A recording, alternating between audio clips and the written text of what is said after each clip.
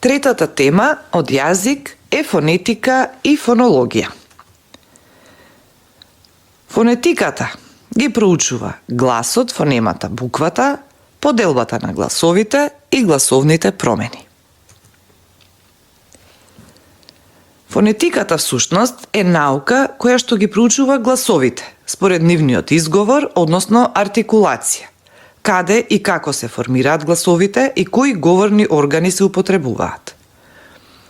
Фонологијата пак има малку поинаква област на проучување, односно ги проучува фонемите, гласовите во нивната смисло-разликувачка функција.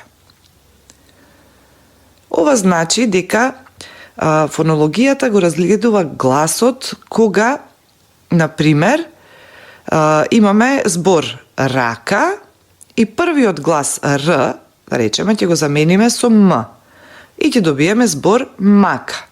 Тогаш првиот глас Р се заменил со М и сме добиле сосема поинаков збор со друго значење. Тоа се фонеми.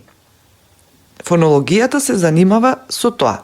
Меѓутоа, ние вниманието ќе го насочиме кон фонетиката и гласовите, нивните поделби и промени. Буква е знакот со кој се бележи гласот. Сите гласови на еден јазик го сочинуваат гласовниот систем, а сите букви азбуката. Македонскиот јазик има 31 глас, односно 31 буква. Гласовите ги делиме на самогласки, вокали и согласки, консонанти. Самогласките, вокалите, во македонскиот јазик може да ги поделиме вака: на предни, средни и задни, високи, средни и ниски, незаокружени и заокружени. Например, и се образува во предниот дел на устната шуплина и е на повисоко, јазикот го држиме кренат и повисоко се изговара. И. У исто така е високо, но при изговорот го потребуваме задниот дел од устната шуплина. А заокружене бидејќи устните ги заокружуваме кога го изговараме у, исто како и о. А е најниско.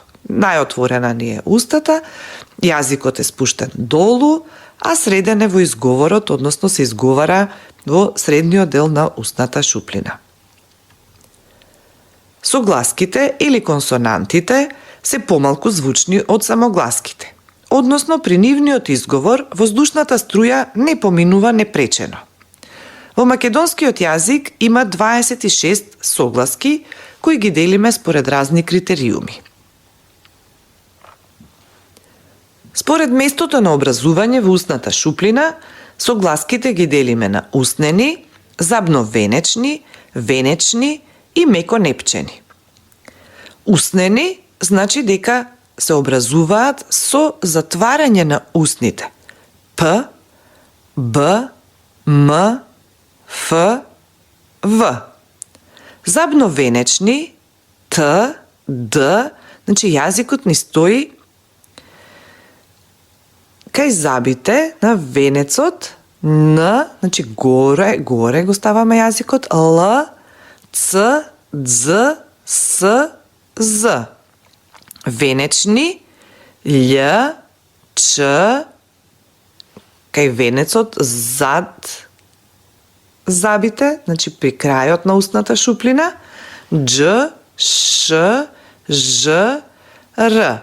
И меконепчени К, Г, Х.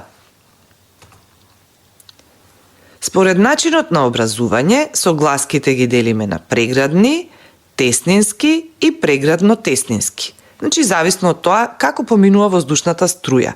Преградни ставаме силна преграда П, Б, М, теснински, значи правиме една теснина, Ф, испуштаме низ теснина воздушната струја, В, С, З, преградно-теснински, значи на двата начина, и со преграда, и со испуштање на воздушна струја, Ц, Дз, Ч, Дж, Ќ, Ѓ. Може би најзначајна е поделбата на согласките според звучност. Звучните и беззвучните согласки во македонскиот јазик се во парови.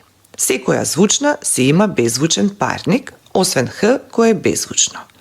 Реков дека е можеби најзначајна, затоа што поделбата на звучните и беззвучни согласки е важна за гласовните промени. Какви се тие парови? Имаме звучна Б, беззвучна П, звучна В, беззвучна Ф, звучна Г, беззвучна К, звучна Д, беззвучна Т, звучна Ѓ, беззвучна Ќ, звучна З, беззвучна С. И така натаму. Б, В, Г, Д, Ј, Е, Ж, З, А, З,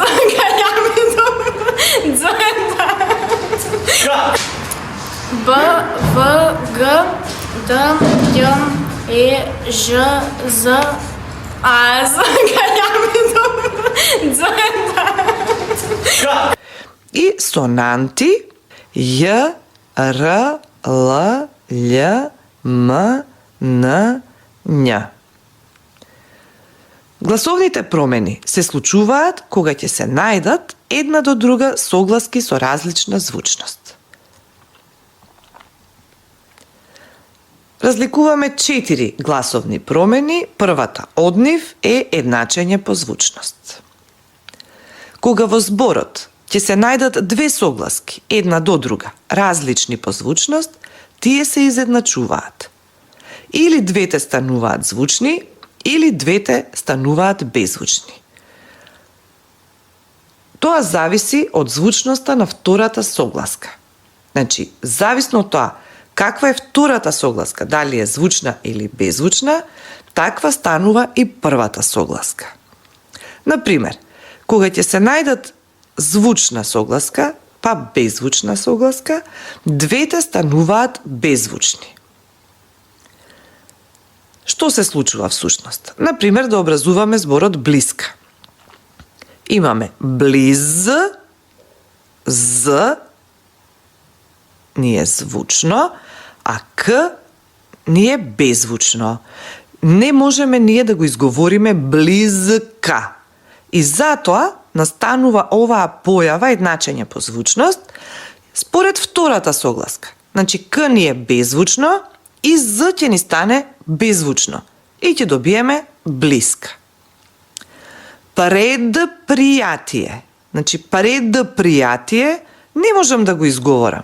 Го изговарам предпријатие. Односно, според П, кое што е беззвучно, и Д станало беззвучно и станало Т. Одскокне. Не можам да го изговорам. Одскокне го изговарам. И затоа ова Д, кое што е звучно, станало беззвучно според С, кое што е беззвучно. Истото се случува и ако втората согласка е звучна. Значи, според неа ќе се изедначат двете. Првата беззвучна ќе стане звучна. Например, сватба.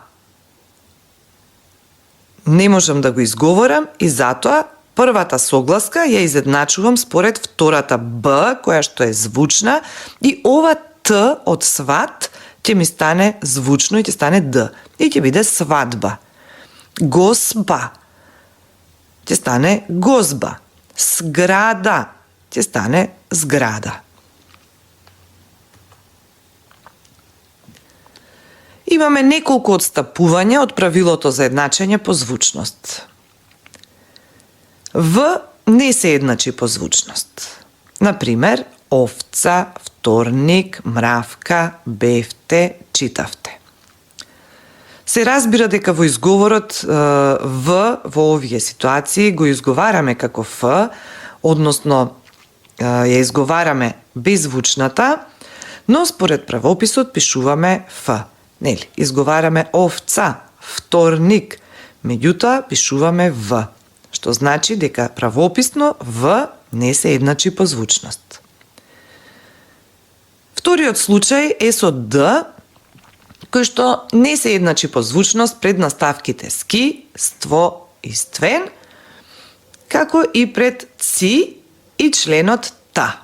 Например, судски, значи го пишуваме судски, судство. Ние не го изговараме вака, го изговараме судски, судство, производствен, но според правописот го пишуваме д. Предци, исповетта, заповедта. Ж исто така не се изедначува пред членската морфема. Например, надежта. Значи, повторно тука ние го изговараме беззвучното ш, надежта, но според правописот пишуваме ж, надежта. Г не се изедначува пред наставката ство, како и во спојот со пат. Затоа што јасно се чувствува границата. Например, бегство и друг пат. Значи, ние пак тука изговараме бегство и друг пат со к, меѓутоа, според правописот пишуваме бегство и друг пат. Втората гласовна промена е обезвучување на согласките на крајот од зборот. На крајот од зборот, звучните согласки се изговараат беззвучно, но ги пишуваме звучните. Например, леп, град, мраз, роб, граф, прав, млад. Значи, јас ги изговорив со п. Леб, не леб, град, не град, мраз, не мраз, роб, не роб. И така натаму. Меѓутоа, значи само во изговорот е ова обезвучување на согласките на крајот од зборот, до правописно тие си се пишуваат со своите звучни согласки. За да немате забуни, да знаете како да го напишете, ако се двумите, најлесно е да го членувате зборот. Например, леб, ако не знаете како е, дали се пишува со п или со б, ќе го членувале. Лебот, лебот, градот. И тогаш јасно се изговара звучната согласка.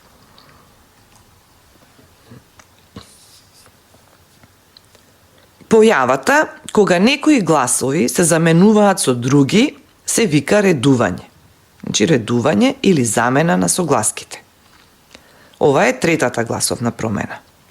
Например, од зборот рака, ако направиме множина, имаме раце. Не раки, туку раце. Значи ова к се заменило со ц. Или пак ако направиме деминутивна форма, имаме раче. К се заменило со ч. Слично е и кај нога. Значи не е ноги множината, туку е нозе. Г се заменило со з, а деминутивната форма ноđe со дж. Од врати имаме враќа, од фати фаќа. Значи, појавата кога некои гласови се заменуваат со други се вика редување. И четвртата, последна гласовна промена е елизија или испуштање на гласовите. Испуштањето на гласовите најчесто се случува во множинските форми на зборовите и поради олеснување на изговорот. Например, петел, множина имаме петли, не петели, бидејќи е потешко за изговор. Потомок имаме потомци, а не потомоци. Добар, добри. Лист, лисје. Грозд, грозје.